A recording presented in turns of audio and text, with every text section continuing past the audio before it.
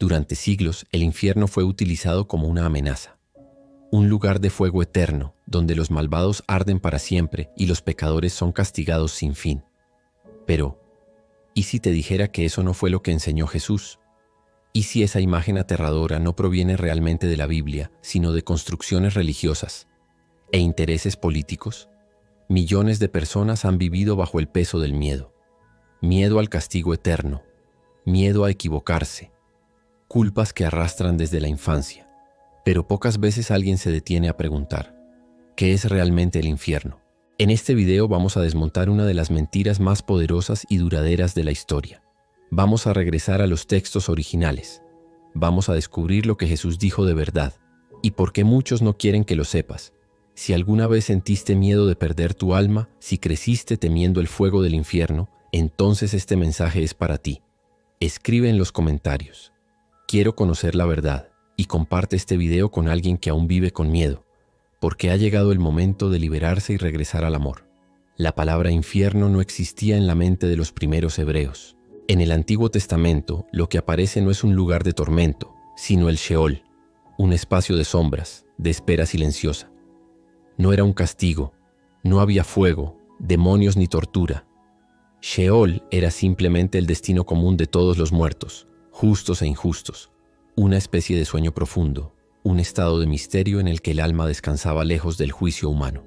Entonces, ¿de dónde vino la idea del infierno como un lugar de sufrimiento eterno?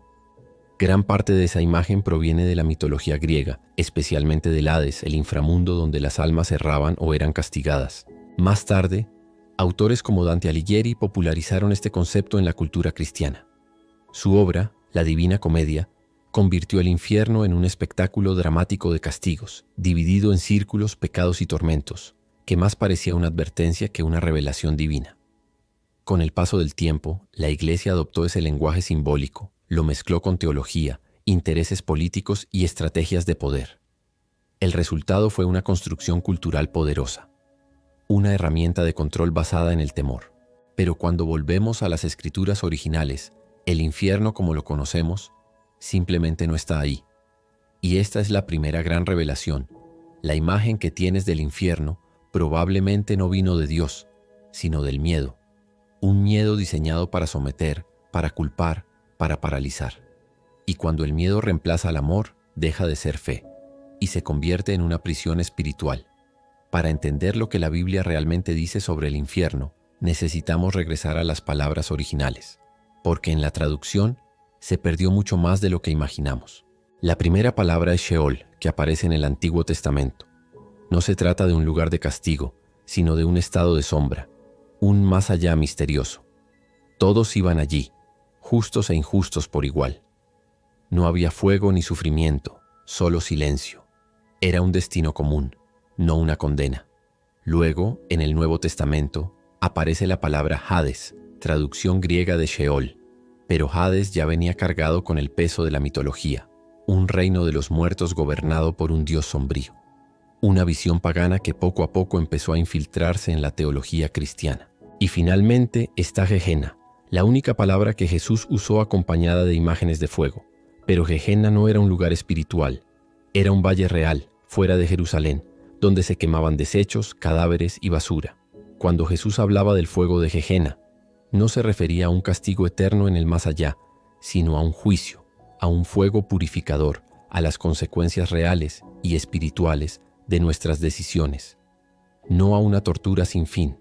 Con el tiempo, estas tres palabras, Sheol, Hades y Gehenna, fueron fusionadas en una sola, infierno. Y así, lo que antes era metáfora, símbolo, advertencia, se transformó en miedo literal. Y aquí llega la segunda revelación. Muchas personas no están temiendo a Dios, están temiendo una traducción mal entendida. Durante siglos se ha repetido que Jesús habló más del infierno que del cielo. Pero, ¿es eso realmente cierto? ¿Acaso el Maestro del Amor dedicó su vida a amenazar con fuego eterno? La verdad es otra, mucho más profunda y esperanzadora. Jesús hablaba de Gehenna, un lugar real y bien conocido por los habitantes de Jerusalén. No era un concepto espiritual ni un reino de tortura, sino un valle fuera de la ciudad, símbolo de corrupción, juicio y de lo que sucede cuando la humanidad se aleja del propósito divino. Era una metáfora visible, una advertencia viva, no una condena eterna. Sí, Jesús habló del juicio. Sí, mencionó el fuego que no se apaga, pero también dijo: yo no he venido para condenar al mundo, sino para que el mundo sea salvo. ¿Puede un Salvador que ama profundamente condenar al tormento eterno sin fin? ¿Puede un padre que entrega a su hijo por amor decidir quemar a sus propios hijos para siempre? Esa imagen no encaja, no armoniza con la gracia, no se alinea con el perdón, no refleja el corazón de Dios revelado por Jesús. El fuego del que hablaba el Mesías no era venganza, era purificación, como el fuego que refina el oro, que elimina la escoria pero conserva lo valioso. Era una invitación a la transformación, no una amenaza de destrucción. Y esta es la tercera revelación. Jesús no usó el infierno como arma de miedo, predicó el reino como una oportunidad de volver al amor, porque donde hay verdadero amor, no hay temor. El fuego eterno es para muchos la imagen más temida de toda la Biblia, un lugar de gritos, castigos y sufrimiento sin fin. Pero, ¿qué representa realmente ese fuego del que tanto se habla? En las Escrituras, el fuego no siempre tiene un significado de castigo. De hecho, muchas veces es símbolo de la presencia de Dios. Fue en una zarza ardiente donde Dios habló a Moisés. Fue con una columna de fuego que guió a su pueblo en el desierto. Y fue con lenguas de fuego que descendió el Espíritu Santo en Pentecostés. Entonces, ¿por qué creemos que el fuego de Dios es para destruir? Tal vez no es destrucción, sino purificación. La palabra que se traduce como eterno en hebreo es olam, y no siempre significa para siempre en el sentido literal. Muchas veces se refiere a un periodo indefinido, una etapa, una edad fuera del tiempo humano, no necesariamente infinita. Cuando Jesús menciona el fuego que no se apaga, está usando imágenes proféticas tomadas de textos como Isaías o Jeremías. Un fuego que no es castigo sin sentido, sino juicio que purifica. Un fuego que arde contra la injusticia, que limpia la maldad, que transforma lo impuro en algo nuevo.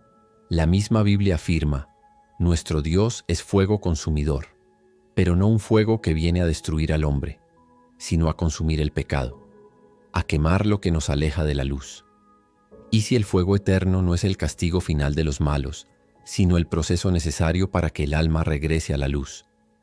¿Y si el juicio no es condena, sino restauración?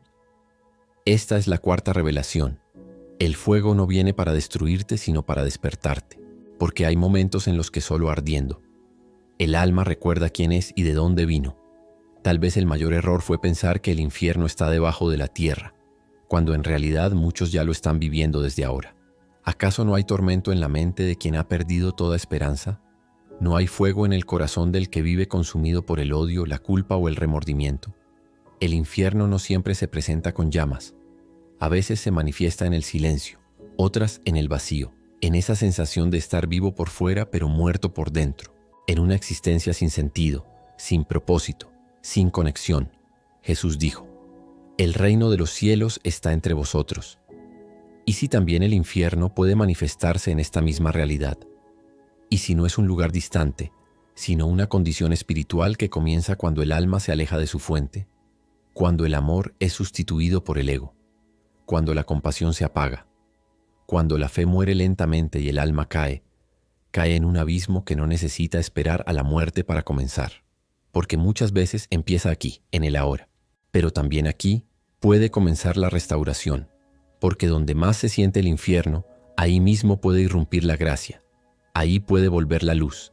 Esta es la quinta revelación. El infierno no es solo un lugar, es una condición del alma, y todo lo que comienza en el alma puede ser sanado, transformado, redimido. No fuiste creado para arder, fuiste creado para despertar, y cada día, incluso hoy, Dios te extiende la mano para sacarte del abismo. Nos dijeron que el infierno era un lugar de castigo eterno, que Dios enviaba a los que fallaban a arder para siempre. Y así crecimos, con miedo, no con amor. Pero hoy descubriste algo diferente, que la palabra infierno no es una revelación divina, sino una mezcla de culturas, traducciones y construcciones humanas, que Jesús no vino a condenar, sino a salvar, que el fuego del que habló no era para destruir, sino para purificar, porque el verdadero infierno no es un lugar lejano ni una amenaza externa. Es una desconexión interna. Es el alma que se aleja de su origen, que se enfría, que se apaga y que sufre en el silencio de su pérdida. Pero incluso ahí, en lo más profundo del abismo, Dios desciende. Jesús descendió a lo más bajo, a lo más oscuro, para que tú nunca tengas que quedarte allí. Él se hizo luz en medio del fuego, y hoy esa misma luz viene a buscarte otra vez. No estás condenado, estás llamado, no estás perdido, estás siendo encontrado. El amor perfecto echa fuera todo temor, y la verdad te hará libre. Escribe en los comentarios, ya no tengo miedo, y comparte este video con alguien que todavía vive bajo el peso del castigo, sin saber que fue creado para la redención. Porque el verdadero mensaje del Evangelio no es el miedo al infierno, es el regreso al hogar.